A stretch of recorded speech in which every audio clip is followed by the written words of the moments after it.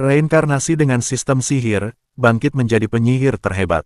171 Amos Flannery terus mengucapkan terima kasih banyak kepada Damion saat ia meninggalkan Quality Surplus Artifacts bersama Alicia.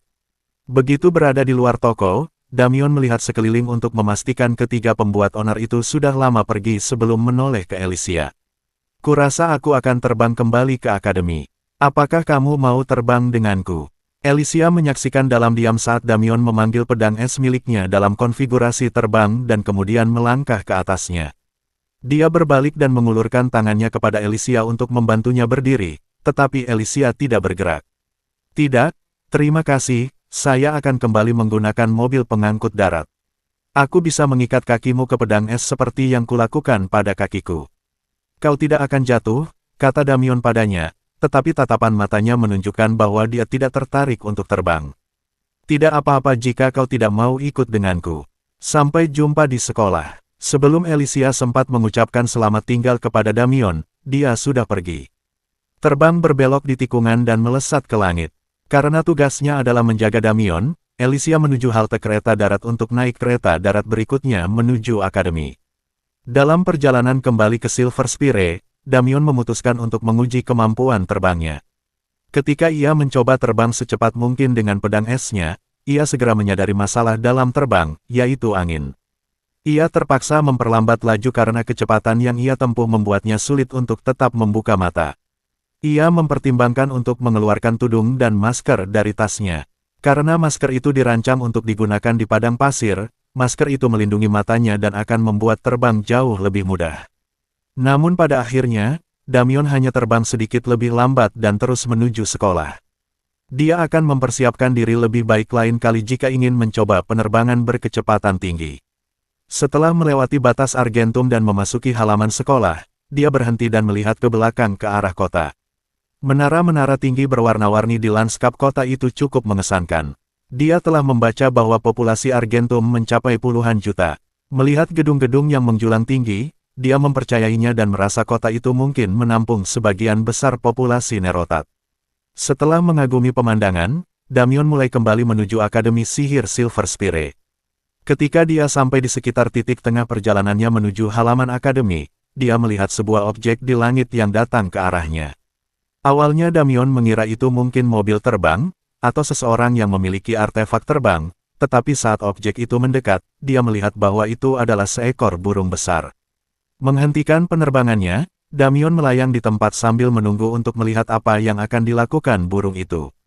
Saat burung itu semakin mendekat, Damion mempertimbangkan kemungkinan burung itu adalah binatang buas atau binatang iblis dan berpikir mungkin dia ingin turun ke tanah, tetapi pada akhirnya, dia memutuskan untuk menunggu. Dalam beberapa detik lagi, burung itu akan berada dalam jangkauan penglihatan sejati, dan dia akan dapat mengetahui kekuatan burung itu dan masih punya waktu untuk melarikan diri jika diperlukan. Saat burung itu memasuki jangkauan serangannya, ia bisa melihat burung itu berada di peringkat C. Dengan burung itu terbang tepat ke arahnya, Damion berpikir burung itu menganggapnya sebagai mangsa yang mudah dan bersiap untuk menggunakan Ice Sword. Namun, saat burung itu semakin dekat, ia merasa burung itu tampak familiar. Bulu berwarna putih salju dengan paruh dan cakar berwarna emas serta mata biru es membuat Damion mengidentifikasi burung itu sebagai elang salju, karena ia pernah melihat salah satu binatang buas langka itu sebelumnya. Elang salju berputar-putar di udara mengelilingi Damion, mengeluarkan beberapa jeritan pendek yang melengking. Saat ia mempertimbangkan perilaku binatang buas itu, ia tak bisa tidak bertanya-tanya. "Phil," Damion bertanya kepada binatang buas itu. Elang salju itu mengeluarkan jeritan keras. Damion tahu burung itu menjawabnya. Sulit dipercaya, terutama mengingat jarak antara Beaufort dan Argentum, tetapi dia yakin ini adalah elang salju yang sama yang telah beberapa kali dia temui di pertanian Galen. "Apakah kau datang mencariku?" Damion tak kuasa menahan diri untuk bertanya, meskipun ia tak yakin apakah elang salju itu akan menjawab. Phil kembali menjerit keras dan Damion mulai berpikir bahwa elang salju itu lebih pintar dari yang dia kira. Mungkin semua binatang buas memang begitu. Damion hendak melanjutkan perjalanannya ke asramanya ketika dia melihat seseorang lain bergerak cepat ke arahnya. Setelah beberapa detik, dia bisa melihat Profesor Moretti berdiri di atas papan udara yang terbang ke arahnya. "Mage Wells," Apakah kau baik-baik saja? Profesor Moretti berseru. Aku baik-baik saja, ini Phil, kata Damien sambil menyadari mengapa Profesor Moretti ada di sini. Burung elang salju mengeluarkan jeritan setuju lagi ketika mendengar namanya disebut. Binatang buas tingkat AC di udara di atas sekolah dapat menimbulkan bahaya bagi para siswa. Jika mau, ia dapat menukik dan melukai atau bahkan membunuh seorang siswa sebelum sebagian besar orang di akademi menyadari apa yang terjadi. Kemungkinan besar, sekolah memiliki semacam sistem peringatan atau deteksi untuk melihat binatang buas dan iblis yang masuk ke halaman sekolah. Mungkin inilah cara Profesor Moretti tahu untuk keluar. Kau menamai seekor elang salju? Tanya Profesor Moretti. Bukan, seorang petani yang tinggal di dekat Beaufort yang melakukannya. Phil tinggal di hutan benaut dan memakan kalajengking api yang mengganggu pertanian Tuan Galen. Dan Anda yakin ini adalah elang salju yang sama? Tanya profesor itu. Aku cukup yakin, tapi Phil kan tidak punya tanda pengenal atau semacamnya, kata Damien saat Phil sekali lagi berteriak mendengar namanya. Sepertinya si buas telah menjalin semacam ikatan denganmu. Mungkin karena kalian berdua memiliki kedekatan yang serupa, kata Profesor Moretti sambil menggaruk dagunya. Aku akan memberitahu profesor-profesor lainnya bahwa Phil tidak bermusuhan terhadap orang lain. Meskipun aku tidak yakin bagaimana reaksi kepala sekolah nanti. Apa maksudmu? Kepala sekolah Sorin memiliki kebijakan ketat bahwa tidak ada hewan buas yang diizinkan berada di lingkungan sekolah. Kebijakan ini berawal dari kasus beberapa tahun lalu di mana seorang penyihir muda dari keluarga bangsawan membawa hewan buas peliharaannya ke akademi. Apa yang terjadi? Tanya Damien penasaran. Dia belum pernah mendengar ada orang yang memelihara hewan buas sebagai hewan peliharaan sebelumnya. Berbagai versi cerita berbeda, tetapi sesuatu menyebabkan hewan buas, seekor tikus batu, menyerang seorang siswa. Beberapa orang mengklaim tikus batu itu membela pemiliknya. Yang lain mengklaim tikus batu itu mengamuk. Apapun alasannya, kepala sekolah melarang semua hewan buas. Aku mungkin bisa mencarikan tempat menginap untuknya di dekat sini. Aku tidak yakin apakah dia datang ke sini hanya untuk mencariku atau hanya sedang berjalan-jalan dan kebetulan bertemu denganku. Seekor binatang buas biasanya tidak berani pergi jauh dari wilayah perburuannya. Entah sesuatu memaksanya pergi, atau ia memutuskan untuk pergi dengan suatu tujuan. Bagaimana jika wilayah perburuannya mengering? Tanya Damien. Apa maksudmu dengan kering? Aku telah membunuh sebagian besar kalajengking api, termasuk yang raksasa yang tampaknya merupakan sumber telur-telur tersebut. Jika Phil menghabisi sisanya atau lebih banyak petualang datang dan membersihkan sisanya, maka sumber makanan utama Phil akan habis. Kurasa elang salju itu mungkin sedang mencari tempat berburu baru dan secara tidak sengaja menemukanmu. Bagaimanapun, aku akan memberitahu para staf pengajar bahwa elang salju yang mungkin mereka lihat di sekitar sini terbukti ramah terhadap manusia. Cobalah untuk menempatkannya di tempat yang cukup jauh dari halaman sekolah agar tidak menimbulkan keinginan para siswa untuk menyerangnya. Itu mungkin ide yang bagus, Damien setuju. Sejauh yang Damien ketahui, Phil belum pernah menyerang orang, tetapi seperti hewan liar lainnya, jika Anda menyerangnya, membela diri adalah reaksi yang wajar.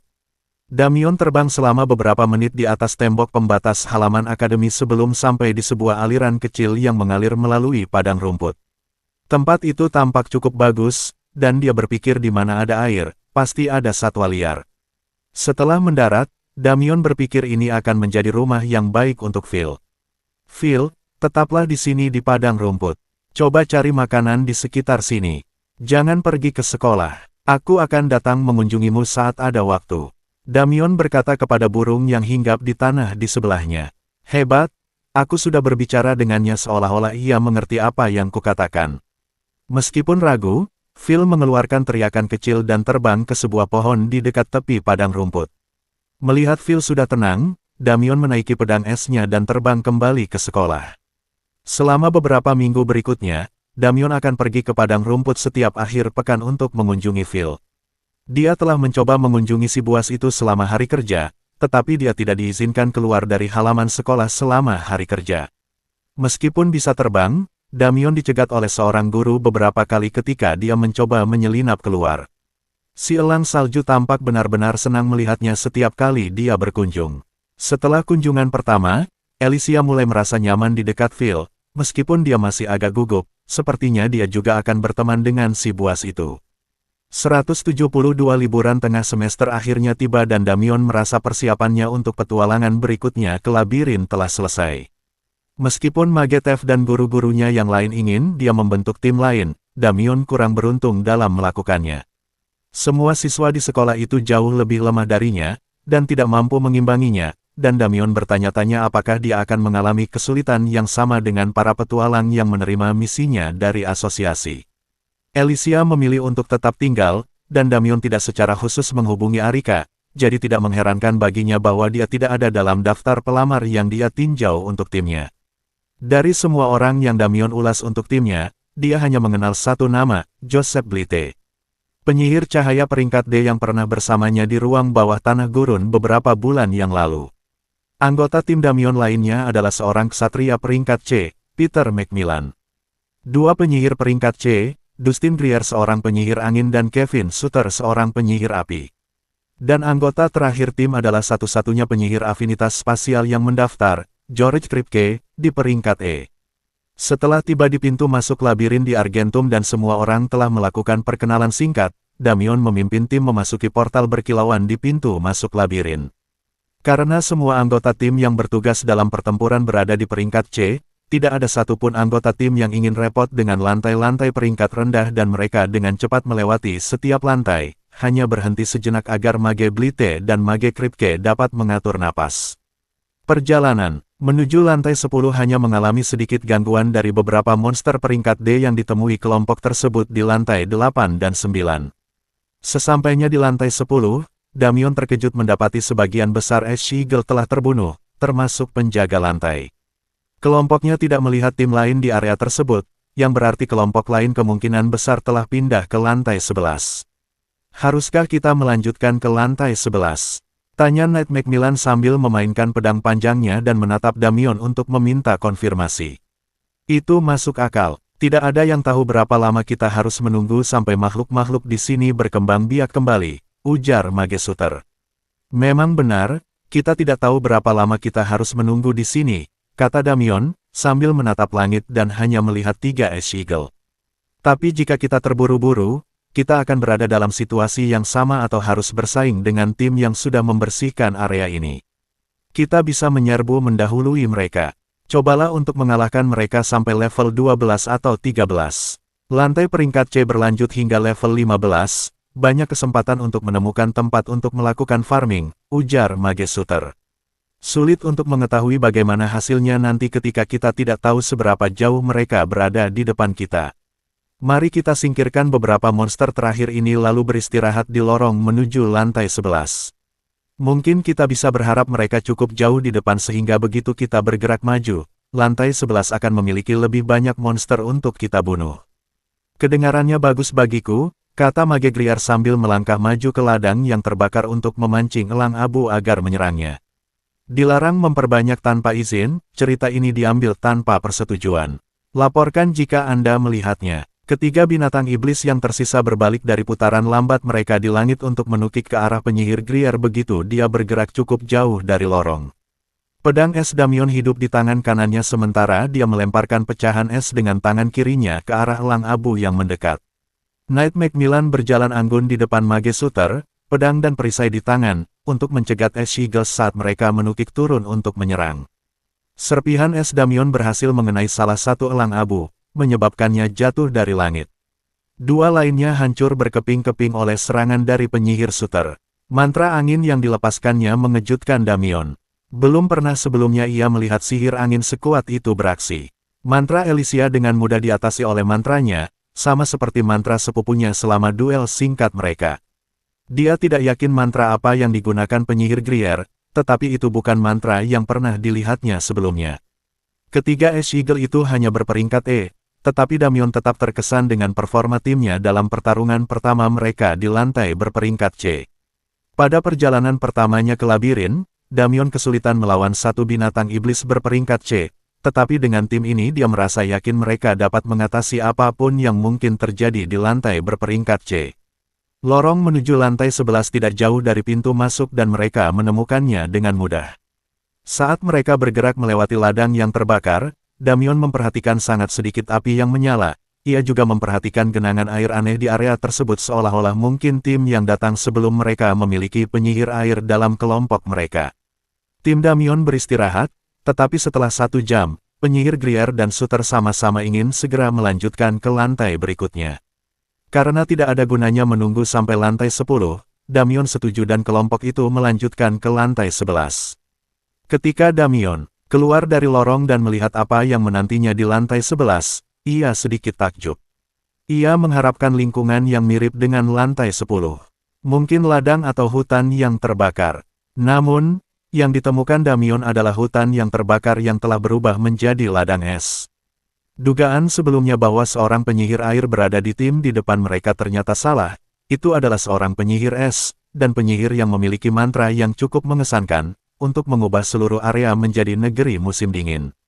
Bisakah kau melakukan ini? Tanya Knight Macmillan kepada Damion sambil memandang hamparan tanah beku yang luas. Aku tidak tahu mantranya, jawab Damion.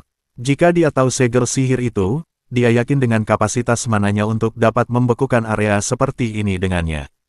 Tetapi hal terdekat yang pernah dilihat Damion dengan mantra seperti ini adalah ketika penyihir Glynn mengangkat penjara bawah tanah Aeriko dari bawah tanah hutan Benaul. Memalukan, gumam Knight Macmillan. Ya, itu akan sangat berguna di lantai-lantai yang terbakar ini. Memadamkan seluruh tempat hanya dengan 1 mantra, kata penyihir Grier sambil tertawa. Sepertinya lantai ini dibersihkan lebih baru daripada yang sebelumnya. Kurasa kita harus segera pindah. Kita harus mengungguli kelompok lain ini atau mencapai 15 anggota. Lantai ini cukup luas untuk beberapa tim bergerak tanpa saling mengganggu, timpal Mage Suter. Mengapa seorang penyihir yang cukup kuat untuk melakukan ini berkeliaran di lantai peringkat C? Tanya penyihir Blite saat kelompok itu berjalan melintasi tanah yang membeku menuju lorong ke lantai berikutnya. Mungkin pemain peringkat B yang pamer di depan timnya yang lebih lemah dalam perjalanan menuju level 15, ujar Mage Grier. Jika mereka melakukan ini di beberapa lantai berikutnya, kita akan benar-benar kesulitan mendapatkan jarahan. Tidak ada lagi yang bisa dibunuh. Kurasa kita harus bergerak cepat dan mencoba mendahului mereka. Sepertinya kita tidak punya banyak pilihan. Tidak ada gunanya berlama-lama jika tidak ada yang bisa dilakukan, kata Damion kepada timnya. Ayo terus bergerak, mungkin kita bisa mendahului mereka, atau mungkin mereka akan membersihkan semuanya hingga lantai peringkat B dan kita bisa menjelajahinya dan melihat apa yang bisa kita temukan. Tidak ada yang keberatan dengan rencana Damion. Mereka semua ingin menghasilkan uang dan merasa frustrasi karena lantai yang paling mungkin memberi mereka material paling berharga untuk peringkat mereka kosong. Bahkan jika mereka harus mengambil risiko bertemu dengan binatang iblis peringkat B di lantai 16, itu lebih baik daripada berbalik dan kembali ke lantai peringkat D. 173 nomor 12 dan 13 persis sama seperti nomor 11. Membeku, tidak ada satupun binatang iblis yang terlihat. Saat timnya bergerak menuju lorong ke nomor 14, Damion mulai berpikir bahwa beberapa binatang iblis yang mereka temui di nomor 10 bukanlah binatang iblis yang terlewatkan, melainkan binatang iblis pertama yang kembali menghuni labirin tersebut. Lanjutkan ke nomor 14 kalau begitu, kata Mage Suter ketika mereka sampai di lorong. Lantai 14 dan 15 agak berbeda dari lantai peringkat C lainnya, kata Mage Grier. Tidak hanya lebih besar, tetapi aku juga ragu mereka bisa membekukan lantai-lantai itu seperti yang mereka lakukan di sini. Apa yang membuat mereka berbeda? Tanya Knight Macmillan. Gunung berapi. Kota nomor 14 hanya memiliki 1, tetapi seluruh lantainya berada di kaldera gunung berapi dan terdapat cukup banyak lava. Kota nomor 15 memiliki 5 gunung berapi, masing-masing lebih besar daripada yang ada di kota nomor 14. Tidak ada gunanya menunggu lagi, kata Damion sambil mendekati lorong. Ayo pergi. Tim tersebut mengikuti Damion ke lorong dan sesaat kemudian mereka tiba di lantai 14. Hal pertama yang mereka semua perhatikan adalah panasnya. Lantai-lantai peringkat C sebelumnya memang panas, tetapi di sini panasnya sangat menyengat. Damion melihat ke pedang es miliknya, bilahnya tidak meleleh, tetapi dia bisa merasakan aliran mana mengalir ke pedang untuk mempertahankannya. Damion menoleh ke arah penyihir Blite dan Kripke untuk memeriksa keadaan mereka. Karena berada di bawah peringkat C, keduanya akan lebih terpengaruh oleh panasnya lantai ini daripada anggota tim lainnya. Keduanya tampaknya tidak menunjukkan tanda-tanda stres, tetapi Damion tidak tahu berapa lama hal itu akan berlangsung. Bagian selanjutnya dari lantai 14 yang diperhatikan Damion adalah binatang iblis. Tidak seperti lantai-lantai sebelumnya yang telah dibersihkan sepenuhnya, lantai ini dipenuhi dengan aktivitas. Tetap dekat, kata Damion ketika ia melihat binatang iblis pertama muncul dari genangan lava. Itu adalah lava Scutalus. Binatang iblis itu tampak seperti siput sepanjang 1 meter dan melelehkan batu yang dilaluinya, meninggalkan jejak kecil batu cair di belakangnya. Macmillan, jaga Blite dan Kripke.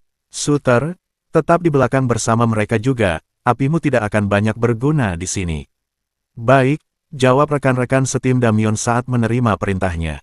Sebuah Ice Sword yang cepat mengakhiri lava Scutalus dan Mage Kripke mengumpulkan binatang iblis itu ke dalam penyimpanan ruang pribadinya saat mereka melanjutkan perjalanan.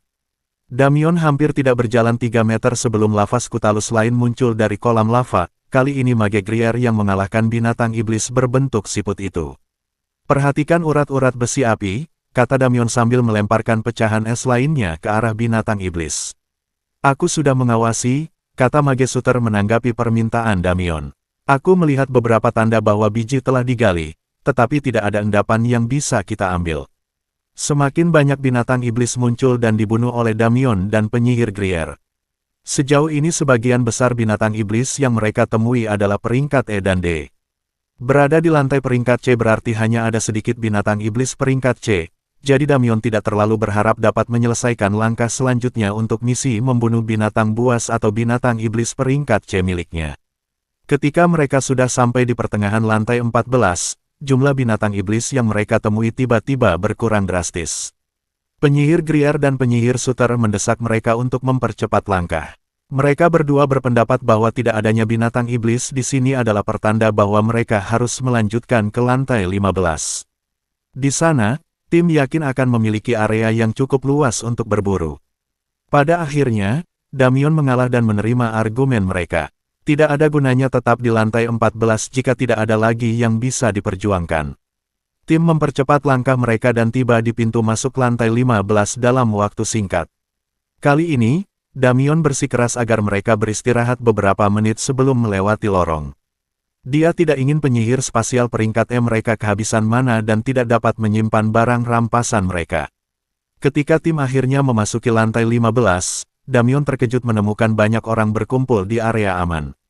Dengan penglihatan sejati, dia dapat melihat sebagian besar orang-orang ini adalah peringkat C dan D dengan beberapa peringkat E bercampur dengan berbagai kelompok.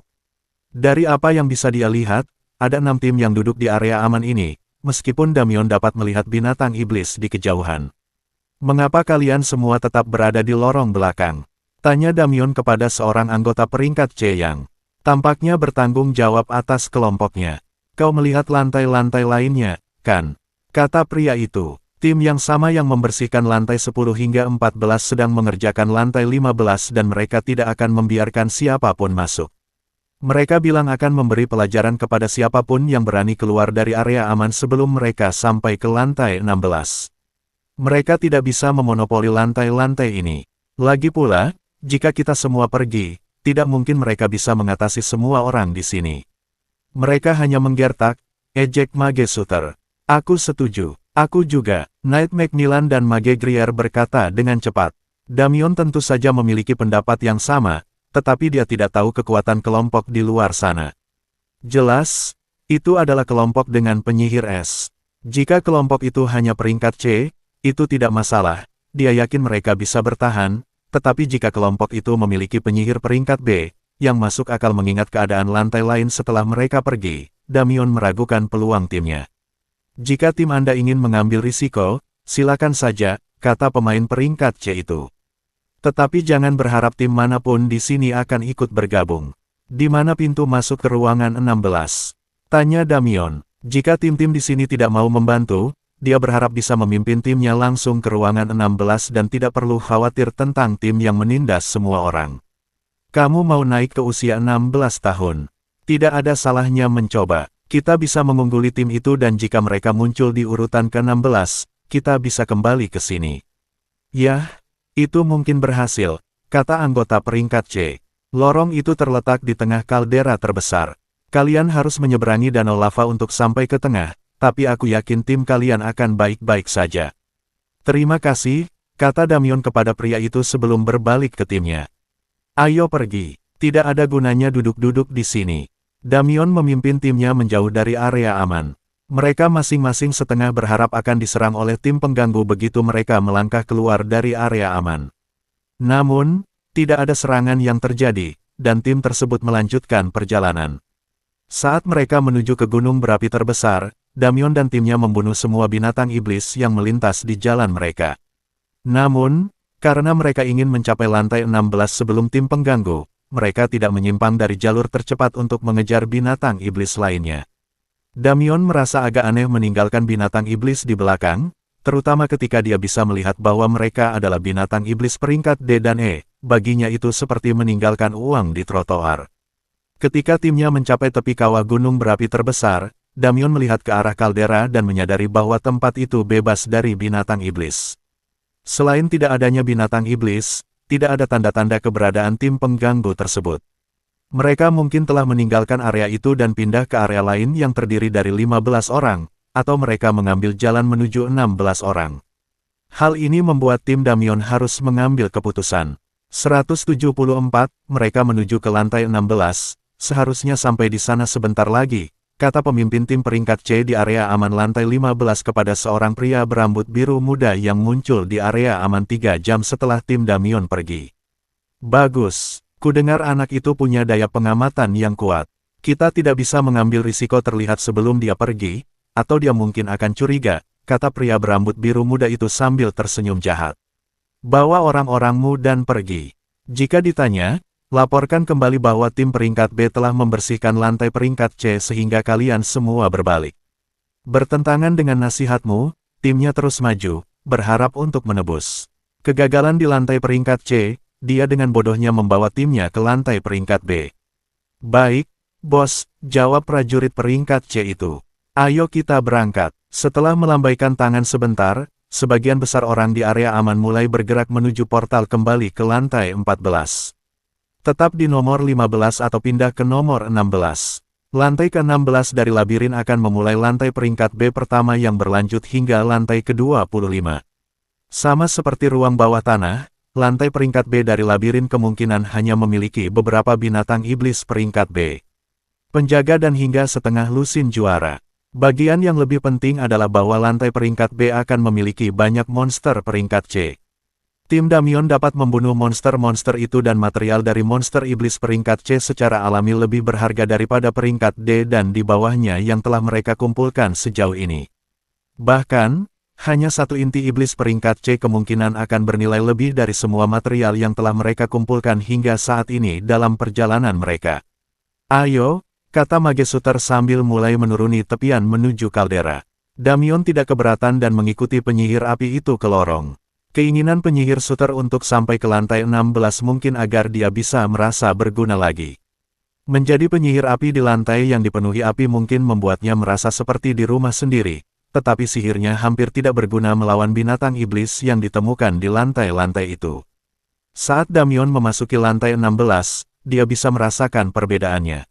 Bukan hanya kurangnya panas, tetapi juga jumlah mana di sekitarnya. Damyon tiba-tiba merasa seperti berenang di dalam mana. Lantai ini berlatar di dalam hutan. Tidak selebat hutan Benaul, dan pepohonannya pun tidak sebesar itu, tetapi Damyon ingat Arika pernah mengatakan kepadanya bahwa hutan Benaul dianggap unik. Mana yang begitu pekat, kata Mage Blite, mewakili pikiran anggota tim lainnya. Apakah ini disebabkan oleh para pemain peringkat B? Sebagian, kata Mage Shooter. Makhluk iblis tingkat tinggi suka hidup di lingkungan dengan kepadatan mana yang tinggi. Itu membantu mereka tumbuh. Karena mereka menyukai kepadatan mana yang tinggi, labirin jelas menciptakan lingkungan itu untuk mereka.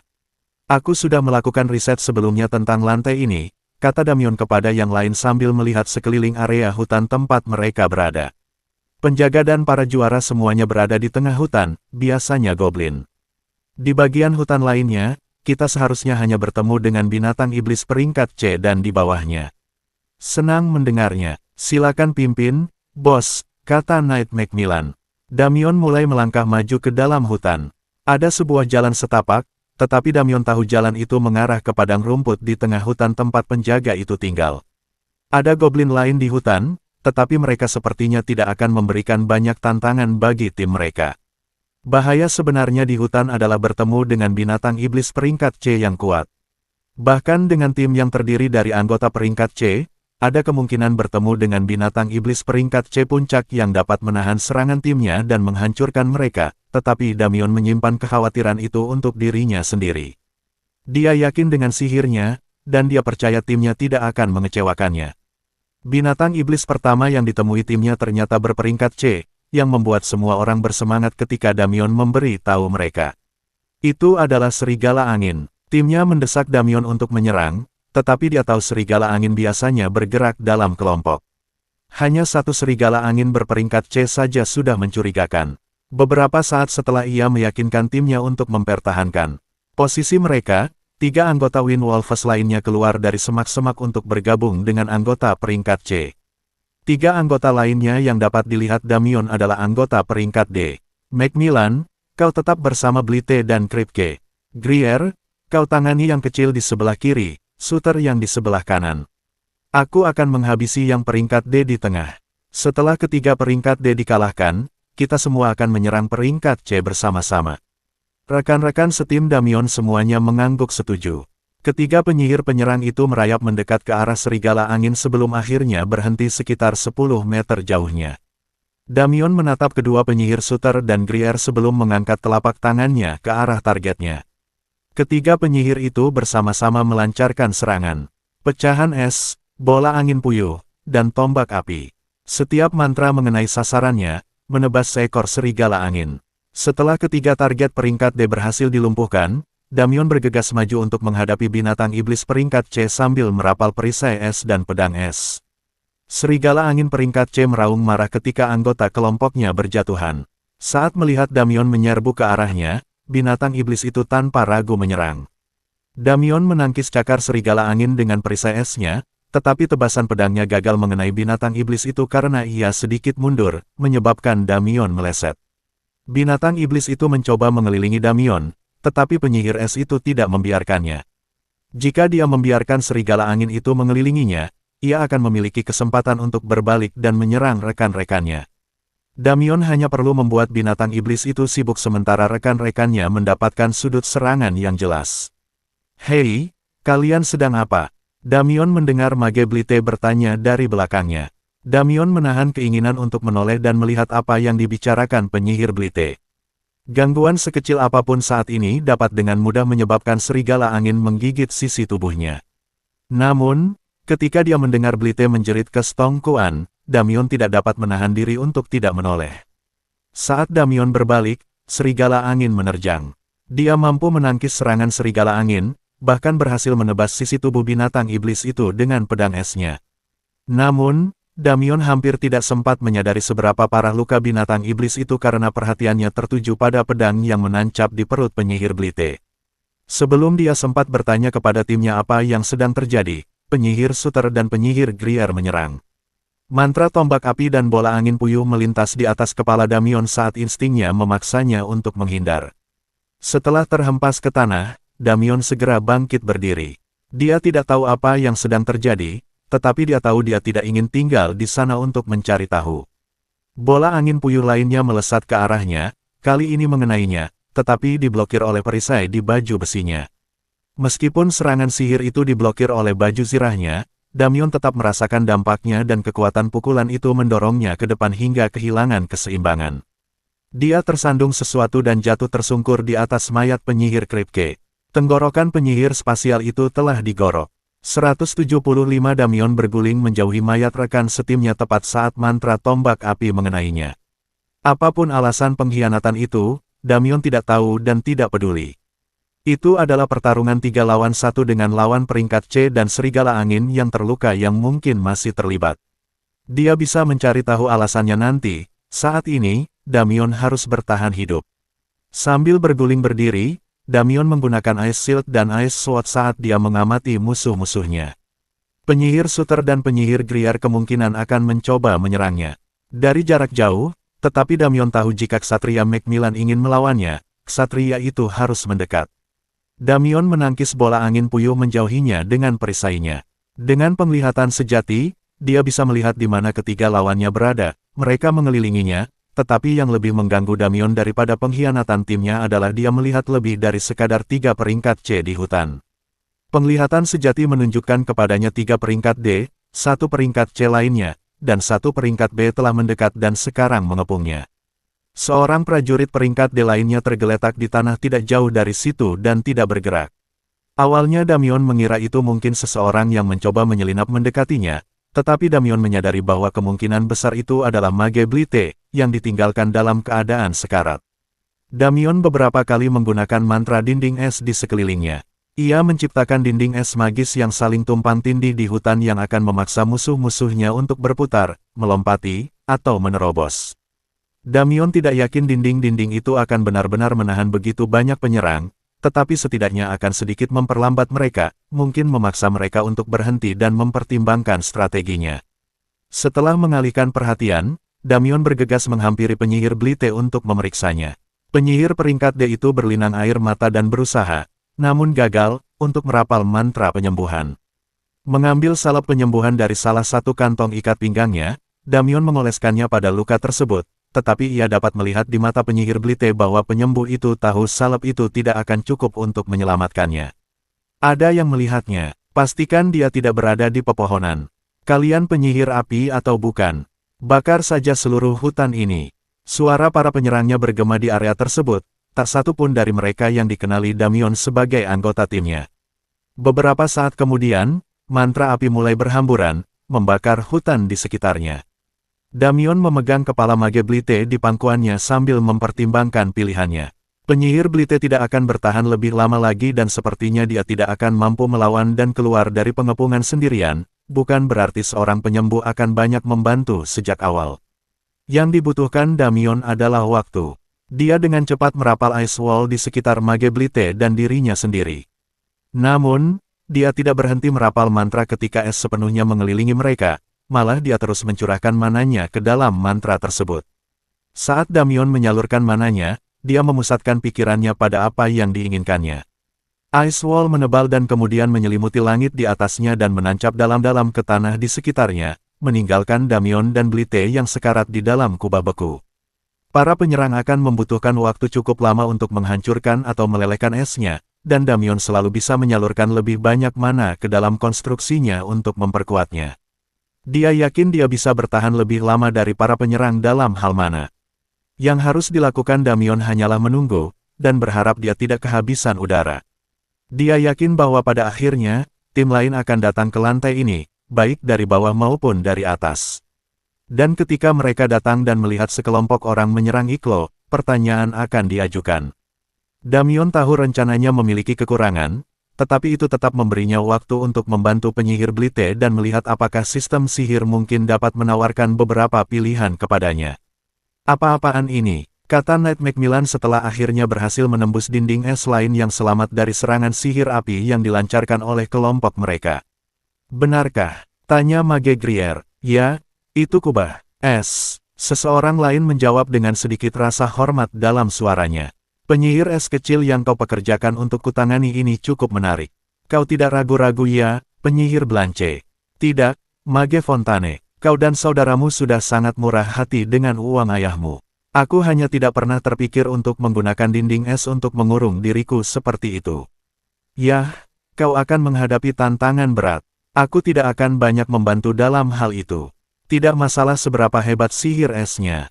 Kita punya 3 penyihir api, kita bisa melelehkannya dan jika dia mencoba bertahan lebih lama dari kita, dia hanya akan kelelahan sementara kalian yang lain masih segar untuk menghabisinya, kata Lucas Fontane sambil melemparkan tombak api ke Iklo es Damion.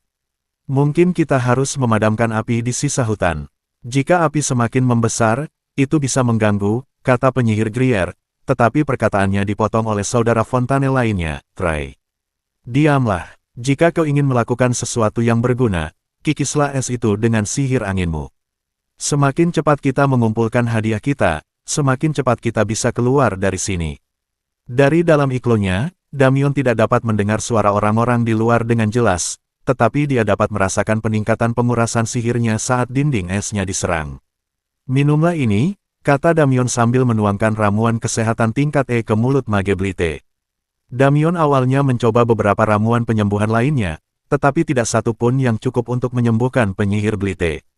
Upaya yang gagal itu membuat penyihir Blite mengucapkan beberapa kata, memberitahunya bahwa pedang yang digunakan Ksatria Macmillan untuk menusuknya telah dilapisi racun yang mengganggu penyaluran sihir.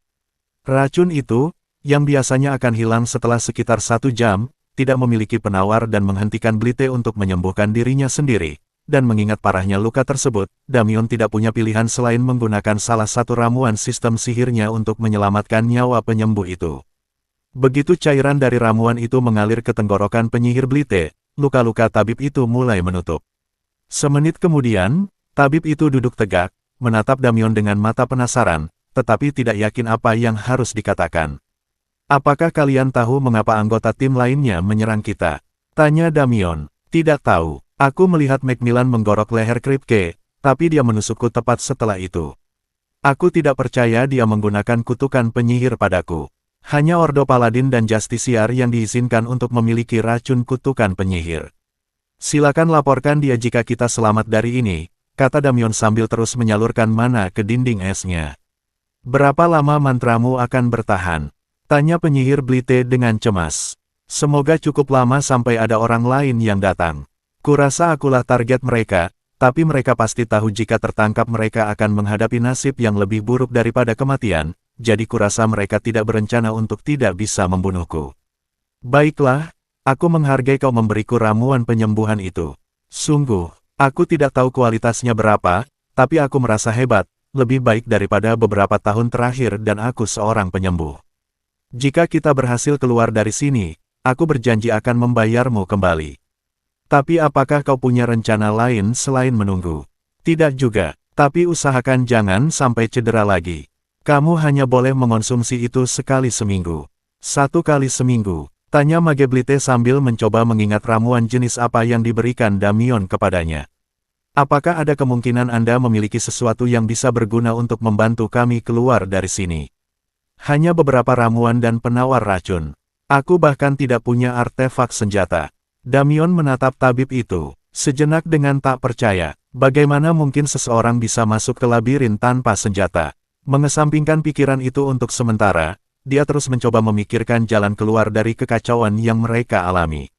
Ke arah mana jalan kembali ke nomor 15? Damion tiba-tiba bertanya sambil memikirkan sebuah rencana. "Kamu tidak berencana untuk melarikan diri, kan?" "Tidak, kita tidak akan pernah berhasil. Apalagi dengan orang peringkat B itu di luar sana. Aku punya ide yang lebih baik." 176 S-nya. Itu berubah. Teriak Knight Macmillan ketika melihat iklo es Damion mulai berubah bentuk di depannya. "Apa yang sedang dia lakukan?" tanya saudara-saudara Fontane serempak. Sayangnya bagi mereka, tak satu pun dari rekan satu tim mereka yang memiliki jawaban. Dinding es Damion sebelumnya berbentuk kubah, tetapi sekarang telah sedikit meninggi dan membesar, namun yang membingungkan adalah dinding di bagian bawah tampak melengkung ke dalam. Tepat ketika kelompok penyerang menyadari bahwa kubah telah berubah menjadi bola, bola es itu didorong ke atas oleh pilar es keluar dari lubang tempatnya berada, karena setengahnya terbentuk di bawah tanah, dan tiba-tiba mulai berguling. "Hindari itu, dasar bodoh!" seru Mage Griar kepada yang lain yang sedang menyaksikan bola es aneh itu bergulir melewati mereka. Di dalam bola es itu, Damion mulai menghargai bola hamster. Dia dan Blite berlari dengan tangan bertumpu di depan mereka di bagian dalam bola es sambil menggulirkannya, berharap bisa cukup dekat dengan area aman di lantai sehingga mereka bisa lari ke lantai 15. Setelah turun 1 lantai, Damion dapat memblokir lorong dengan dinding es untuk menunda para penyerangnya cukup lama agar dia dan penyihir Blite dapat keluar dari penjara bawah tanah atau setidaknya kembali ke lantai tempat orang lain berada. Masalahnya adalah Damion tidak tahu ke arah mana mereka pergi. Dia dan Mage Blite hanya menebak-nebak, dan karena perjalanan mereka relatif lancar, Damion memperkirakan akan terpental dari pepohonan dan terhambat oleh semak belukar. Mereka pikir mereka menuju ke arah yang benar. Yang tidak dia ketahui adalah, karena para penyerangnya sebagian besar telah membersihkan area tersebut menggunakan sihir api mereka, maka hambatan bagi bola salju mereka untuk tersangkut jauh lebih kecil. Semua semak belukar telah terbakar habis. Meskipun ini memungkinkan Damion dan penyihir Blite untuk bergerak lebih cepat, mereka tidak bergerak ke arah yang benar. Pergi ke arah yang salah bukanlah masalah besar bagi Damion. Peluang mereka untuk benar-benar sampai ke area aman dengan cara ini sangat kecil. Yang dia harapkan adalah menjauh dari para penyerangnya. Menjauhkan mereka dan mungkin, hanya mungkin, dia bisa mengalahkan satu atau dua dari mereka sebelum bersembunyi di dalam bola esnya lagi. Yang tidak diperhitungkan Damion adalah kemana lagi dia mungkin akan berakhir dalam pelariannya yang membabi buta. Pohon-pohon yang terbakar dan tumbang perlahan-lahan mendorong bola esnya ke tengah lantai, tempat penjaga peringkat B menunggu. Setelah cukup lama berguling, Damion dan Mageblite berhasil menghentikan bola es itu dan Damion membukakan pintu untuk mereka. Menjulurkan kepalanya keluar, ia mendapati lantai 16 labirin kini tampak lebih seperti lantai 10. Api-api kecil berkobar di mana-mana. Hutan yang dulunya rimbun dan subur telah berubah menjadi abu. Beberapa pohon yang masih berdiri hangus dan tanpa daun. Ketika Damion melihat bola esnya, permukaan luarnya masih cukup utuh. Bukan hanya karena dia telah menyalurkan mana ke dalamnya untuk menjaga agar konstruksi itu tetap kuat, tetapi Damion menyadari bahwa afinitas sihir peringkat X-nya tidak mudah dikalahkan oleh afinitas api yang lebih lemah dari para penyerangnya. "Kita berada di mana?" tanya Mageblite sambil menjulurkan kepalanya keluar dari bola es. "Tidak tahu. Ayo kita berangkat. Mereka mungkin tidak jauh di belakang." Damion menarik mananya dari bola es dan saat melakukannya, dia memerintahkannya untuk runtuh. Setelah beberapa detik, bola es itu berubah menjadi genangan air yang meresap ke tanah yang kering. "Kenapa kau melakukan itu?" tanya Mageblite. Meskipun dia tidak suka berada di dalam bola hamster, setidaknya itu terbukti membuat mereka aman. "Aku punya rencana baru," kata Damion sambil menggunakan Ice Sword dalam konfigurasi pedang terbang dan naik ke atasnya. "Naiklah dan pegang aku. Usahakan jangan terlalu banyak bergerak." Meskipun ragu-ragu, Mageblite menaiki pedang es bersama Damion. Setelah berada di atas, Damion melapisi kaki sang penyembuh dengan es untuk mengamankannya, lalu terbang ke arah bola es yang mereka gelindingkan. Dia ingin menjauhkan diri dari para penyerangnya sebelum terbang ke langit. Damion berharap para pengejarnya akan terus mencari bola es sehingga memberinya kesempatan untuk menemukan jalan kembali ke lantai 15 agar dia dan penyihir Blite dapat melarikan diri dari labirin. Yang tidak disadarinya adalah para pengejarnya telah berhenti tak lama setelah Damion mulai berguling karena arah berguling mereka. "Kenapa kalian semua tidak mengejar mereka?" teriak penyihir Blanche kepada sekelompok orang yang seharusnya menangani bola es itu tetapi entah bagaimana membiarkannya menggelinding pergi. "Hewan itu menuju ke padang rumput," jawab penyihir Suter. "Jika benda itu berguling ke padang rumput, dia sama saja sudah mati," jawab Knight Macmillan. "Seolah mati, tapi belum mati," kata Lucas Fontane. "Setuju, kita harus memastikan," tambah Tri Fontane. "Mari kita berkumpul kembali dan pergi bersama. Kita bisa mendapatkan bukti kematiannya dan menghadapi penjaga peringkat B," kata penyihir Blanche sambil melemparkan pedang es miliknya. "Kita ada 8 orang, penjaga itu seharusnya tidak terlalu sulit." Goblin selalu tertipu oleh pengalihan perhatian. Saat Damion melaju dengan pedang esnya 1 meter di atas tanah, dia segera menyadari bahwa mereka menuju ke arah yang salah. Ketika dia dan penyihir Blite melarikan diri dari area hutan yang terbakar, tidak ada satupun area di sekitarnya yang tampak familiar. Ada banyak binatang iblis di sekitar, sebagian besar telah melarikan diri ke arah ini karena kebakaran. Sekarang setelah api padam dan binatang iblis tidak perlu melarikan diri lebih jauh, mereka berebut kendali wilayah dan sebagian besar mengabaikan Damion dan penyihir Blite. Ketika Damion melaju ke sebuah lapangan terbuka besar di hutan dan melihat para goblin berkeliaran mengumpulkan tanaman ajaib, Damion menyadari bahwa dia telah membuat kesalahan besar dalam menentukan arah yang ditujunya. Secepat mungkin Damion menghentikan pedang terbangnya, tetapi sudah terlambat. Dia telah memasuki wilayah penjaga lantai. Goblin itu adalah yang terbesar yang pernah dilihatnya.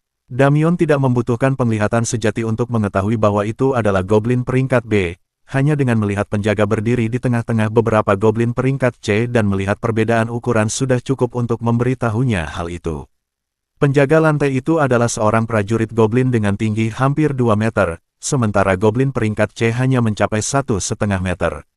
Begitu Damion terbang ke wilayah penjaga itu, ia mengeluarkan teriakan dan semua goblin di padang rumput mengalihkan perhatian mereka kepadanya dan penyihir Blite.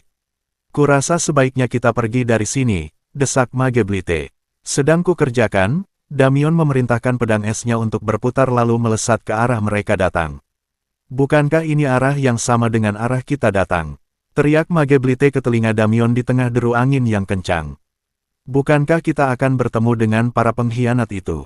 Kemanapun kita pergi, sang penjaga akan mengejar kita. Lebih baik kita arahkan dia ke teman-teman kita dulu. 177 Meskipun Damion terbang cukup cepat, gerombolan goblin di belakangnya tetap bisa mengejarnya. Makhluk-makhluk itu bisa melompat sangat jauh dan Damion akhirnya harus menghindari lebih dari satu goblin yang mendarat di depan pedangnya, berusaha menjatuhkannya dan penyihir Blite ke tanah. Damion bisa saja terbang ke langit untuk menghindari mereka. Meskipun ini adalah celah, tidak ada batas atas yang sebenarnya. Meskipun Damion menduga jika dia terbang cukup tinggi, dia mungkin akan bertemu dengan kekuatan yang mencegahnya terbang lebih tinggi. Seperti ketika seseorang bertemu dengan tepi celah, dunia tampak terus berjalan, tetapi kekuatan tak terlihat menghentikan orang-orang. Di kelasnya, Damion mengetahui bahwa ini disebut batas celah. Beberapa penyihir mempelajarinya, dengan harapan suatu hari nanti dapat menemukan jalan untuk melewatinya atau mungkin untuk menentukan apakah ada cara alternatif untuk meruntuhkan celah selain menghancurkan intinya. Batas celah, bridge boundary, pada dasarnya adalah batas realitas bagi celah, bridge, tetapi ada aspek yang membingungkan di dalamnya. Manusia tidak dapat melewatinya, tetapi binatang iblis demonic beast dapat. Para peneliti yang mempelajari batas celah di berbagai ruang bawah tanah telah menemukan bahwa binatang iblis dapat terlihat dari kejauhan melalui batas tersebut. Tentu saja, ketika hal ini ditemukan, para peneliti secara alami harus menentukan apakah mereka hanya melihat ilusi atau apakah benar-benar ada binatang iblis di luar batas, jadi mereka memancing binatang iblis tersebut ke arah mereka. Para peneliti menemukan bahwa binatang iblis dapat melewati batas celah seolah-olah batas itu tidak ada, yang merupakan penemuan yang sangat penting. Namun, apa artinya masih menjadi perdebatan hangat? Apakah celah itu portal ke dunia lain? Beberapa mengatakan ini mengkonfirmasinya dan membuktikan bahwa celah adalah cara untuk mengirimkan binatang iblis ke Nerotat. Yang lain berteori bahwa batas celah menandakan tepi zona stabil dimensi Saku dan binatang iblis di luar hanyalah ciptaan inti penjara bawah tanah untuk mengisi kembali celah setelah dibersihkan. Ada banyak teori lain juga, tetapi seperti semua teori, itu hanyalah tebakan dan mungkin tidak akan pernah terbukti benar atau salah. Pelarian dari padang rumput menuju mantan rekan satu timnya tidak memakan waktu lama dan Damion menyaksikan dengan senyum di wajahnya saat ekspresi kegembiraan di wajah para pengejarnya berubah menjadi ketakutan.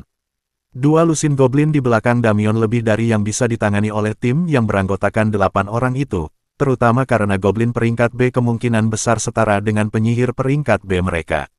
Bertahanlah, perintah Mage Blanche. Berbarislah di dekatku. Saat Damion melaju melewatinya, dia menoleh untuk melihat penyihir yang memiliki rambut serupa dengannya. Dia belum pernah bertemu penyihir es lain sebelumnya, tetapi alih-alih merasakan semacam ikatan batin karena kesamaan afinitas mereka, Damion hanya merasa jijik. Setelah kedua pasukan bertemu, Damion terbang ke langit menggunakan pedang esnya untuk menyaksikan pertarungan berlangsung. Sesekali ia melihat penyihir peringkat B itu meliriknya, tetapi sebagian besar pria itu fokus pada mengalahkan para goblin, yang memang sangat dikuasainya. Dengan satu tangan, penyihir Blanche akan merapal Ice Sword dan dengan tangan lainnya ia akan membelah goblin menjadi dua dengan Ice Sword. Baru setelah prajurit goblin peringkat B menyerang Blanche, penyihir itu terpaksa melakukan sesuatu selain pembantaian. Setelah serangan awal goblin peringkat B, penyihir Blanche mengucapkan mantra yang belum pernah dilihat Damion sebelumnya tetapi telah ia duga. Dari sekeliling penyihir es itu, lapisan es terbentuk, memancar ke segala arah hingga mencapai jarak sekitar 50 meter di sekeliling penyihir Blanche, menurut perkiraan Damion. Karena area di sekitarnya dengan cepat berubah menjadi es, para goblin dan rekan satu timnya sendiri menderita kedinginan dan permukaan tanah menjadi licin. Beberapa anggota kelompok menjauh dari penyihir Blanche, tampaknya ingin dapat bertarung lebih bebas dan juga kemungkinan ingin menghindari pertarungan peringkat B. Saat mereka melamun, Damion mengenali dua penyihir yang melemparkan bola api ke arah goblin. Para penyihir Fontane tidak mudah dilupakan dan sekarang Damion memiliki firasat siapa yang mungkin bertanggung jawab atas kekacauan ini. Damion menyaksikan gerombolan goblin dihancurkan oleh tim di bawah. Meskipun unggul dalam jumlah, para goblin kalah tanding melawan para penyihir berpengalaman dalam kelompok tersebut. Damion harus membuat pilihan dengan cepat sebelum para goblin dieliminasi. Melarikan diri atau membantu para goblin. Semburan api dari Lucas Fontane sudah cukup untuk membuatnya mengambil keputusan. Damion mulai melemparkan Ice Sword secepat mungkin ke arah para calon pembunuhnya. Dari jaraknya di langit, dia tidak terlalu berharap bisa mengenai siapapun di bawah sana, karena mereka akan punya banyak waktu untuk menghindar, tetapi Damion berharap bisa menambah gangguan dalam pertarungan mereka dengan para goblin. Begitu pecahan es pertama Damion mengenai perisai di salah satu baju besi mereka dan tindakannya menjadi jelas, mereka semua tiba-tiba siaga tinggi.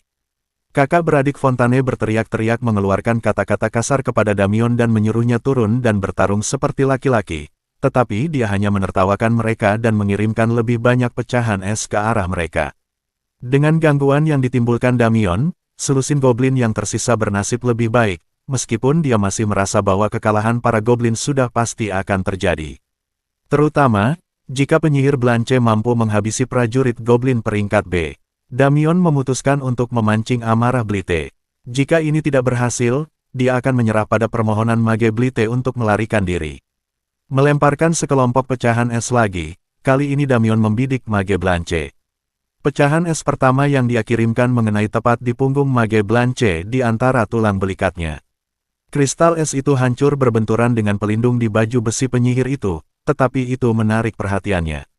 Penyihir Blanche berhasil menghindar dari beberapa pecahan es berikutnya, tetapi dia masih bertarung melawan goblin peringkat B dan tidak mampu melancarkan serangannya sendiri ke arah Damion. Para goblin hampir semuanya mati, meskipun Damion dapat melihat tim Fontane cukup kelelahan, tetapi mereka mulai bekerja sama melawan goblin lainnya. Tak lama lagi mereka akan menghabisi goblin peringkat C dan D yang tersisa dan menyingkirkan goblin peringkat B.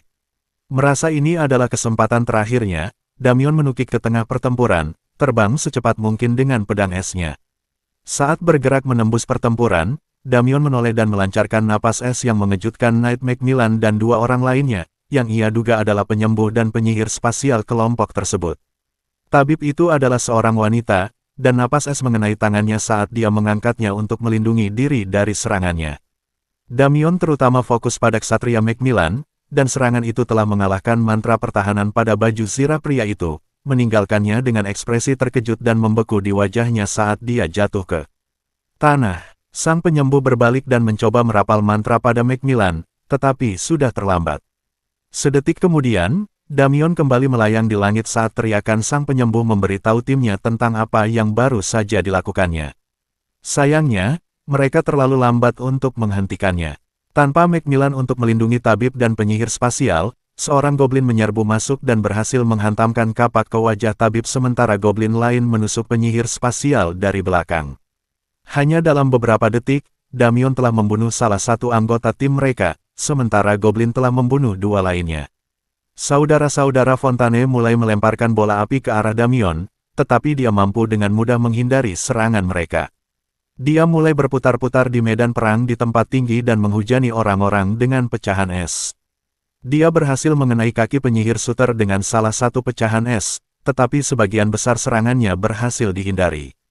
Namun demikian, dengan serangan Damion yang diperbarui dan tim mereka kehilangan penyembuh, keadaan menjadi sedikit lebih baik bagi para goblin.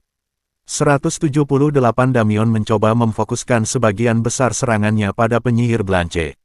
Lebih banyak mantranya mengenai sasaran, tetapi sebagian besar hanya terpantul dari mantra pertahanannya. Kekuatan sihir peringkat C Damion tidak cukup untuk menembus pertahanan peringkat B. Beberapa mantra yang tidak terpantul dicegat oleh pedang es milik penyihir Blanche. Bisakah kita keluar dari sini? Pinta Mage Blite kepada Damion. Setelah hampir mati sekali hari ini, sang penyembuh tidak mau lagi menantang takdir. Kurasa kita. Kelengahan Damion dalam pertempuran menyebabkan penyihir Suter menyerang pedang es dengan tombak api. Serangan langsung dari mantra tersebut berhasil meretakkan pedang es dan sebelum Damion dapat memperkuat mantranya, pedang itu patah. Dari ketinggian 20 meter di udara, Mage Blite dan Damion terjun bebas ke tanah. Bagi Damion, jatuh seperti itu bukanlah masalah. Ia mendarat dengan keras tetapi mampu berguling dan mengurangi sebagian besar benturan. Namun, Mage Blite tidak seberuntung itu. Penyembuh itu tidak memiliki tubuh sekuat penyihir es, dan bahkan jika ia memilikinya, Blite tidak sehebat penyihir es dalam pertempuran sehingga tidak mampu menyeimbangkan diri selama jatuh. Mage Blite menghantam tanah dengan bunyi keras. Setelah berdiri, Damion menoleh ke tempat Mage Blite terjatuh. Tabib itu mendarat dengan buruk di satu kaki, tampaknya pergelangan kakinya patah dan ia segera menyembuhkan dirinya sendiri. Namun, musuh mereka tidak akan memberinya waktu itu. Bunuh dia, teriak penyihir Blanche saat melihat Damion tergeletak di tanah. Tidak ada waktu bagi Damion untuk menerbangkan dirinya dan penyihir Blite lagi, tetapi dia merasa tidak perlu melakukannya. Masing-masing penyihir ini telah bertarung dan merapal mantra cukup lama, bahkan Damion pun merasakan tekanan pada cadangan mananya. Mantan rekan satu timnya dan saudara-saudara Fontane sepertinya tidak akan mampu bertahan lama melawannya. Penyihir Grier menembakkan bola angin puyuh ke arah Damion, memaksa Damion untuk menghindar. Saat menghindar, ia melemparkan pecahan es ke arah Lucas Fontane. Penyihir api itu mencoba merapal mantra untuk memblokir pecahan es, tetapi kristal es Damion menembus mantra penyihir yang lebih lemah itu dan menancap di bahu kanan Lucas. Setelah menyelesaikan penyelamannya dan berguling berdiri, Damion menggunakan Ice Sword dan Ice Shield sambil berlari kencang menuju para penyerangnya. Penyihir Suter mencoba menyerang Damion dengan bola api, tetapi mantra itu hanya mengenai perisai es tanpa menimbulkan kerusakan. Sesaat kemudian Damion mendekati penyihir api peringkat C itu, menebas dengan pedang esnya. Penyihir Suter melompat mundur untuk menghindari serangan itu tetapi dihalangi oleh salah satu goblin yang tersisa. Goblin itu menusuk kaki penyihir itu, memperlambat gerakannya dan memungkinkan Damion untuk mendekat. Karena tidak memiliki mobilitas untuk menghindar, penyihir Suter mencoba memaksa Damion menjauh dengan semburan api. Namun, ia baru saja mulai menyemburkan api ke arah penyihir es itu ketika mantranya terputus. Penyihir Suter kehabisan mana dan tidak dapat mempertahankan mantranya tetap aktif. Sebuah tusukan cepat dari pedang es Damion mengakhiri mantra penyihir api itu secara permanen.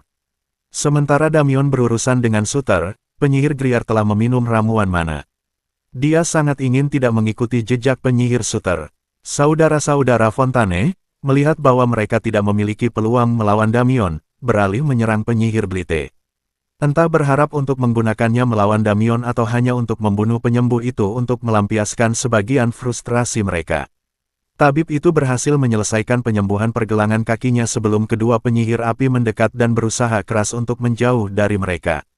Damion mengirimkan beberapa pecahan es ke arah Fontane bersaudara, tetapi sasarannya kurang tepat, dimaksudkan untuk memperlambat mereka, bukan membunuh mereka secara langsung, dan hanya memaksa kedua bersaudara itu untuk sedikit menunda pengejaran mereka terhadap Blite. Teks ini diambil dari novel Bin. Bantulah penulis dengan membaca versi aslinya di sana. Setelah memulihkan kekuatannya dengan meminum ramuan mana, penyihir Grier melemparkan bola angin puyuh lagi ke arah Damion, membuatnya lengah karena fokusnya tertuju pada saudara-saudara Fontane. Serangan itu mengenai punggung atas Damion, dan dia jatuh tersungkur. Perisai pertahanan di baju besinya bertahan, tetapi dia tetap terlempar ke tanah, wajahnya membentur tanah. Penyihir Blanche, meskipun masih bertarung dengan prajurit Goblin peringkat B, langsung berlari ke arah Damion begitu dia jatuh ke tanah. Kesempatan untuk menghabisi Damion jelas lebih penting daripada membunuh Goblin itu. Penyihir Blanche menempuh jarak ke arahnya dalam sekejap mata, tetapi yang diabaikan penyihir Blanche adalah Goblin-Goblin lainnya. Masih ada 3 Goblin, selain Goblin peringkat B, yang tersisa. Saat Damion dan Mage Blite jatuh, semua orang memfokuskan perhatian pada mereka. Setelah berada di tanah, seperti saat berada di udara, Damion memfokuskan semua serangannya pada musuh sebenarnya, sama sekali tidak menyerang para Goblin. Karena hal ini, sesuatu yang belum pernah tercatat dalam sejarah Nerotat terjadi, para Goblin membela seorang manusia. 3 Goblin yang tersisa adalah prajurit peringkat C, dan ketika penyihir Blanche bergerak untuk menyerang Damion, mereka mencegatnya, memberinya waktu yang dibutuhkan untuk bangkit berdiri. Penyihir Blanche bingung dengan tindakan para Goblin, membela seorang penyihir tampaknya sangat bertentangan dengan sifat mereka, tetapi dia menganggapnya sebagai keinginan para Goblin untuk mengeroyoknya karena dia dan Goblin peringkat B memiliki kekuatan yang seimbang. Dan itulah yang terjadi beberapa detik kemudian. Goblin peringkat B mendekati penyihir Blanche dan penyihir S yang licik itu mendapati dirinya bertarung melawan 4 Goblin sekaligus. Penyihir Grier memutuskan bahwa lebih baik baginya untuk membantu Blanche, daripada mengejar Damion, karena tanpa penyihir Blanche mereka semua akan dibunuh oleh Goblin peringkat B. Namun, Damion memikirkan hal lain. Penyihir Tef telah mengajarinya tentang ras lain dan bagaimana teori mengatakan bahwa mereka berasal dari dunia lain yang dibawa ke Nerotat oleh celah alam. Damion tahu ada kehidupan lain di luar sana, dan dia tahu kehidupan itu cerdas. Petualang jujur manapun yang pernah bertemu goblin akan mengakui bahwa mereka cerdas, tetapi banyak satria dan penyihir menolak untuk melihatnya karena penampilan goblin yang sangat berbeda. Goblin tampak sangat berbeda dari manusia, lebih mirip katak raksasa daripada manusia. Damion belum pernah bertemu iblis atau alfar, tetapi mereka dilaporkan lebih mirip manusia dalam penampilan. Meskipun Tef menggambarkan mereka sebagai dua sisi mata uang yang sama, dengan iblis sebagai sisi gelap dan alfar sebagai sisi terang. Namun, kedua ras tersebut juga seharusnya cerdas. Bagi Damion, tindakan para goblin bukanlah untuk mengeroyok penyihir Blanche, melainkan untuk melindunginya, karena dia tidak bersikap bermusuhan terhadap mereka dan sedang melawan para penyihir yang telah menyerang mereka. Musuh dari musuhku adalah temanku. Damion teringat pepatah kuno bumi itu. Setelah Damion kembali berdiri dan melihat penyihir Blanche melawan 4 goblin yang tersisa, ia menyadari ini adalah kesempatan terbaiknya untuk melarikan diri bersama penyihir Blite yang telah menghilang. Namun, melihat penyihir Grier dan saudara-saudara Fontane bergabung dengan penyihir Blanche untuk melawan para goblin, Damion juga tahu ini adalah kesempatan terbaiknya untuk menghabisi mereka.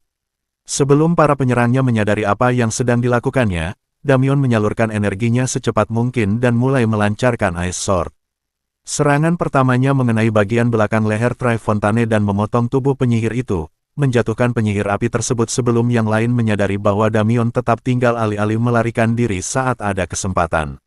Serangan Ice Sword Damion berikutnya masih berhasil mengejutkan Mage Grier dan Lucas Fontane, tetapi mereka hanya menderita luka ringan akibat kristal es tersebut. Sebelum kedua penyihir itu dapat menyusun rencana untuk menyerang Damion, dia sudah menyerang mereka. Bahkan saat menggunakan Ice Sword, Damion bergegas menuju musuh-musuhnya karena tahu akan lebih mudah baginya untuk menebas mereka dengan pedangnya daripada mengenai mereka dengan Ice Sword begitu mereka lengah. Penyihir Grier melancarkan tebasan angin cepat ke arah Damion, berharap memperlambatnya, tetapi Damion menangkisnya dengan pedang esnya. Sesaat kemudian, ia berada di depan penyihir Grier, siap untuk memberikan pukulan terakhir. Penyihir Blanche, yang tampaknya tidak ingin salah satu sekutu terakhirnya tersingkir, melemparkan dinding es untuk menghalangi serangan Damion. Sayangnya bagi penyihir Blanche dan Lucas Fontane, Damion telah menerapkan metode melawan goblin untuk melawan para penyihir jahat ini. Target sebenarnya Damion adalah Lucas, yang hanya berjarak pendek dari penyihir Grier, tetapi dinding es penyihir Blanche hanya berfungsi untuk melindungi penyihir Grier. Saat dia mengayunkan pedang esnya, alih-alih melanjutkan lengkungan dengan bilah pedang dan mengenai dinding es, Damion melepaskan pedangnya dan mengendalikannya untuk menyerang Lucas Fontane. 179 pedang Damion melesat di udara dan menancap di dada Lucas Fontane sebelum penyihir Blanche sempat melemparkan dinding es lagi. Ekspresi amarah di wajah penyihir Blanche memberitahu Damion bahwa dia telah berhasil membuat penyihir peringkat B itu sangat marah. Tim yang terdiri dari 8 orang, termasuk 3 pengkhianat dari tim aslinya, telah gagal total untuk membunuh seorang penyihir peringkat C. Tanpa berusaha mengambil kembali pedang esnya, Damion melemparkan beberapa pecahan es ke arah penyihir Blanche, tetapi tidak terkejut ketika masing-masing pecahan tersebut ditangkis oleh penyihir tingkat B itu. Serangan-serangan itu cukup mengalihkan perhatian penyihir Blanche sehingga goblin tingkat B itu berhasil mendaratkan pukulan di kaki penyihir nakal tersebut. Karena terpaksa mengalihkan perhatiannya kembali ke para goblin, penyihir Blanche tidak menyadari ketika Damion melompat ke atas dinding es dan terjun, menabrak penyihir Grier yang baru saja membunuh seekor goblin dengan bola angin puyuh, sehingga hanya tersisa 3 goblin. Damion dan Grier berguling-guling di lantai hutan yang terbakar, masing-masing berjuang untuk menjatuhkan yang lain. Tanpa sepengetahuan Grier, Damion hanya mengulur waktu. Dia telah lama mengaktifkan penyerapan mana untuk mengisi kembali cadangan mananya agar dapat terus bertarung, dan sekarang setelah dia melakukan kontak fisik dengan penyihir Grier, Damion dengan cepat menguras mana Grier. Tidak lama setelah pertandingan gulat mereka dimulai, penyihir Grier pingsan karena kehabisan mana dan sesaat kemudian Damion menyedotnya hingga kering. Seperti yang telah dipelajari Damion dari sistem sihir bertahun-tahun yang lalu, penyihir tidak dapat hidup tanpa mana. Begitu mana penyihir Grier tersedot, jantung penyihir angin itu berhenti berdetak. Penyihir Blanche bahkan tidak menyadari pertarungan Damion dan Grier, dia terlalu sibuk menangkis Goblin peringkat B. Sekarang setelah dia terluka, dia kesulitan mempertahankan pertahanannya melawan Goblin peringkat B dan 2 Goblin peringkat C. Damion tahu bahwa penyihir Blanche mungkin masih bisa melarikan diri jika dia mencoba, jadi dia bertindak cepat. Penuh percaya diri setelah membunuh penyihir Grier dengan mantra, dia menerjang penyihir Blanche, menangkap penyihir peringkat B itu di lututnya.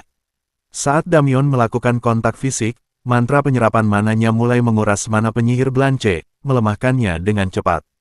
Kekuatan serangannya telah menjatuhkan penyihir es pemberpan ke tanah dan sebelum serangan Damion sepenuhnya menguras kekuatannya, para goblin menusuk leher penyihir Blanche, menyebabkannya kehabisan darah hampir secepat Damion menyedot mananya. Ketika Damion merasakan perlawanan dari penyihir Blanche mereda, dia menonaktifkan penyerapan mana dan berguling menjauh dari mayat peringkat B itu. Duduk dan melihat sekeliling, Damion melihat goblin peringkat B dan 2 goblin peringkat C terakhir menatapnya dengan aneh. Dia berhati-hati agar tidak melakukan gerakan tiba-tiba. Sekarang Blanche dan yang lainnya telah mati, dia tidak yakin berapa lama aliansi tak terucapkan antara dirinya dan para goblin akan bertahan. Grislan, kata goblin peringkat B sambil menunjuk dirinya sendiri. Grislan, lalu, goblin itu mengarahkan jari-jarinya yang panjang ke arah Damion dengan penuh harap. Damion, katanya sambil mengetuk-ngetuk jarinya ke dadanya. Akin tulongan mo kami. Grislan bertanya pada Damion. Aku tidak mengerti, jawab Damion. Pinate mau jadi dilin kelas mo, kata Grislan. Damion tidak mengerti apa yang dikatakan goblin itu. Namun, ia merasa goblin itu mungkin mempertanyakan mengapa Damion membantunya membunuh penyihir Blanche dan yang lainnya, atau mengapa manusia menyerang goblin sama sekali. Mereka mencoba membunuhku duluan dan mereka bukan orang baik, kata Damion kepada goblin itu. Damion ragu goblin itu mengerti apapun yang dia katakan, tetapi selalu ada kemungkinan. Mila kaet inatemo, kata Grislan sambil menjentikkan tangannya ke arah Damion dan mayat-mayat manusia yang berserakan. Kau ingin aku mengambil jenazah orang-orangku yang telah meninggal? Tanya Damion dengan hati-hati. Grislan mengangguk, lalu berbalik dan melompat pergi sebelum Damion sempat mengajukan pertanyaan lanjutan. Begitu para goblin menghilang dari pandangan, Damion mendengar sistem sihir memberitahunya tentang pemberitahuan. Ding, misi tersembunyi selesai. Misi, pelajari bahasa baru. Deskripsi, Anda telah cukup mendengar tentang pangan, bahasa goblin, untuk menguraikan beberapa kata dan telah diberikan pengetahuan penuh tentang bahasa tersebut. Hadiah, 100. Pengalaman, 1000 kredit toko. Ding, misi tersembunyi terungkap. Misi, pelajari kebenaran sihir. Deskripsi, sekarang setelah Anda memastikan bahwa ras yang ditemukan di Realm Breaches adalah ras yang cerdas, carilah kebenaran tentang Realm Breaches. Hadiah, 1000 pengalaman, 100.000 kredit toko. Ding, keahlian pedang es sihir ditingkatkan ke peringkat E. Ding, quest selesai. Quest, tingkatkan peringkat mantra sihir, status, selesai, hadiah, 100 pengalaman, 500 kredit toko. Ding, keahlian pedang es sihir ditingkatkan ke peringkat D. Ding, quest selesai. Quest, tingkatkan peringkat mantra sihir, status, selesai, hadiah, 100 pengalaman, 500 kredit toko. Ding, keahlian dinding es mantra ditingkatkan ke peringkat E. Ding, quest selesai. Quest, tingkatkan peringkat mantra sihir, status, selesai, hadiah, 100 pengalaman, 500 kredit toko. Ding, penguasaan spell Ice Sword ditingkatkan ke peringkat C. Ding, quest selesai. Quest, tingkatkan peringkat mantra sihir, status, selesai, hadiah, 100 pengalaman, 500 kredit toko. Ding, penguasaan perisai es mantra ditingkatkan ke peringkat C.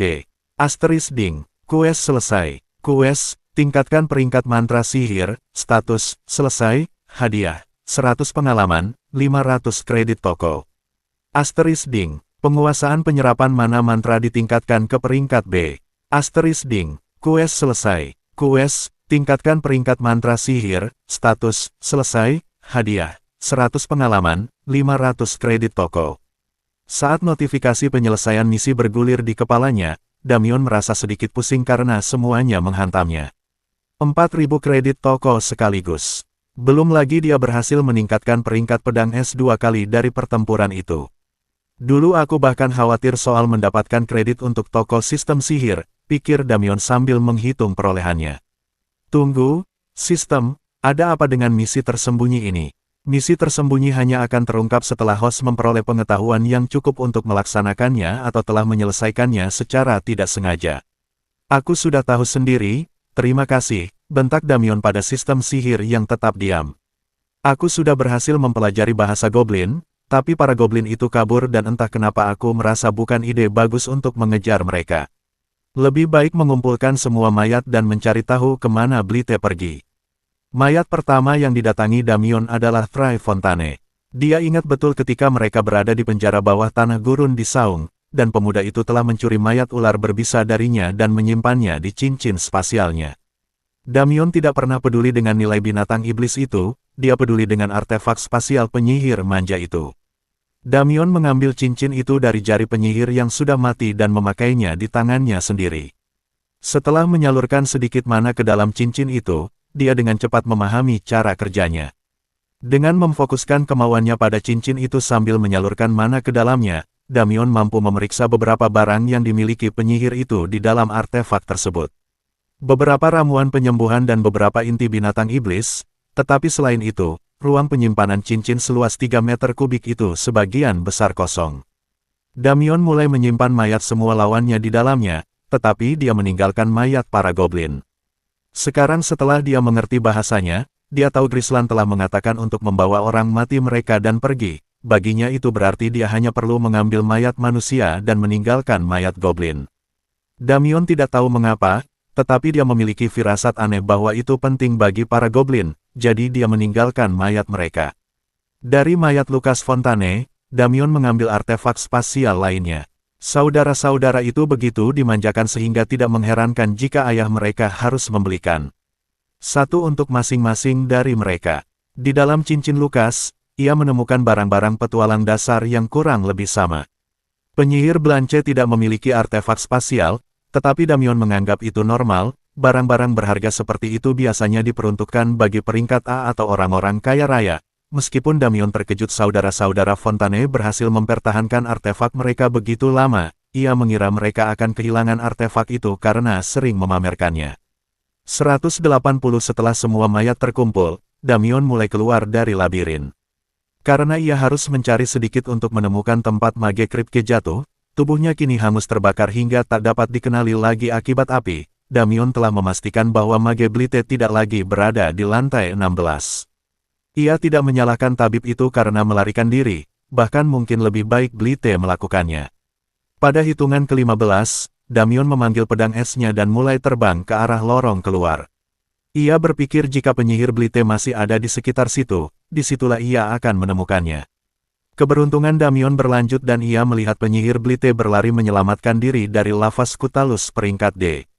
Damion menukik turun dan membunuh Lavas Scutalus dengan Ice Sword sebelum terbang di depan mage Blite, membuat sang penyembuh berhenti karena tak percaya. Damion, kau masih hidup. Apakah mereka tepat di belakang kita? Cepat, kita harus pergi. Mage Blite terengah-engah. Ia kehabisan napas karena berlari menghindari Lavas Scutalus.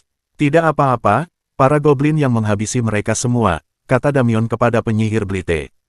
Setelah mayat-mayat itu diperiksa, akan terlihat jelas bahwa sebagian besar dari mereka tidak dibunuh oleh goblin, tetapi Damion akan memberikan jawaban itu kepada Justiciar. Saat ini penyihir Blite hanya membutuhkan kepastian bahwa mereka tidak lagi diburu. Benar-benar, ya, Damion meyakinkannya. Naiklah, Yo, mari kita keluar dari labirin ini secepat mungkin. Tidak ada gunanya berlama-lama di sini. Penyihir Blite melakukan seperti yang diperintahkan dan bergabung dengannya di pedang es terbang. Damion kemudian mengunci kaki penyihir cahaya itu dan terbang menuju lorong ke lantai 14. Keduanya terus bergerak melalui lantai-lantai labirin, menghindari semua binatang iblis. Setiap kali mereka melewati kelompok orang yang berburu, mereka akan mendongak dan bertanya-tanya siapa yang terbang di dalam celah, tetapi sebagian besar petualang hanya mengabaikan mereka. Mereka memiliki hal-hal yang lebih penting untuk dikhawatirkan, seperti menghasilkan uang. Ada satu kelompok yang tidak sepenuhnya mengabaikan pasangan di atas pedang es terbang itu, tim besar yang berada di area aman beranggotakan 15 orang dan memperingatkan Damion tentang tim peringkat B. Ketika dia melihat pedang es terbang di atas kepalanya, dia mengira itu adalah penyihir peringkat B, Devon Blanche.